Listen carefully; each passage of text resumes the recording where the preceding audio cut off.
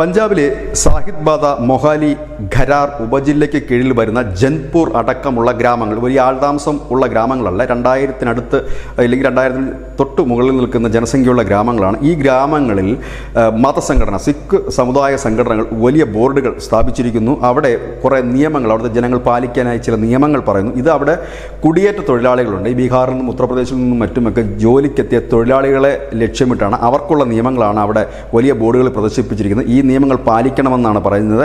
നിയമങ്ങൾ ഇങ്ങനെയാണ്: രാത്രി 9 മണിക്ക് ശേഷം പുറത്തിറങ്ങാൻ പാടില്ല, പുകവലി പാടില്ല, അതോടൊപ്പം തന്നെ വസ്ത്രധാരണം രീതി പോലും എങ്ങനെ ആയിരിക്കണമെന്നൊക്കെ വളരെ കൃത്യമായി തന്നെ രേഖപ്പെടുത്തിക്കൊണ്ടുള്ള ബോർഡുകളാണ് സ്ഥാപിച്ചിരിക്കുന്നത്. ഏതായാലും കഴിഞ്ഞ കുറേ നാളുകളായി പഞ്ചാബിൻ്റെ ഇത്തരം ജനവാസം കുറഞ്ഞ ഗ്രാമങ്ങളിൽ നടക്കുന്ന നീക്കങ്ങൾ കേന്ദ്രം നിരീക്ഷിച്ചു വരികയായിരുന്നു. ഇതനുസരിച്ച് കഴിഞ്ഞ ദിവസം പോലീസ് എത്തി പരിശോധിക്കുകയും ഒപ്പം തന്നെ ഇതിൻ്റെ പ്രാദേശിക ഭരണകൂടം, അതായത് പഞ്ചായത്ത് തലത്തിലുള്ള ഭരണകൂടവുമായി സംസാരിക്കുകയും ചെയ്തപ്പോൾ അവർ പറയുന്നത് ഇത് നിയമമായിട്ട് ഞങ്ങൾ പാസ്സാക്കിയിട്ടില്ല, പകരം ഇവിടെ ഒരു കർശന നിയന്ത്രണം, അതായത് ഈ മോഷണവും മറ്റും നടക്കുന്നുണ്ട്, അതിനായിട്ടാണ് തങ്ങൾ ബോർഡ് സ്ഥാപിച്ചതെന്നാണ്.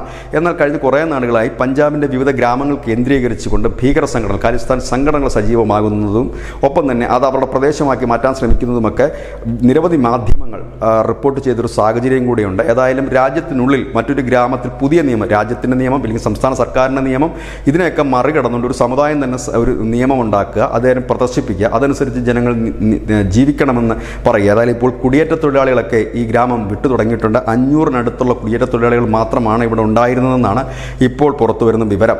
ഏതായാലും കേന്ദ്രം നിരീക്ഷിച്ചു വരുന്നത് മറ്റൊന്നും കൊണ്ടല്ല, ഈ വിവിധ ഗ്രാമങ്ങളിൽ ഇതിനൊക്കെയുള്ള ഖാലിസ്ഥാൻ സംഘടനകൾ പിടിമുറുക്കുന്ന ഒരു സാഹചര്യത്തിൽ കൂടിയാണ്. ഏതായാലും പോലീസും സംസ്ഥാന ഭരണകൂടവും ഇപ്പോൾ കാര്യക്ഷമമായി ഇടപെട്ടിട്ടുണ്ടെന്നാണ് മനസ്സിലാക്കാൻ കഴിയുന്നത്. News desk Malayalam.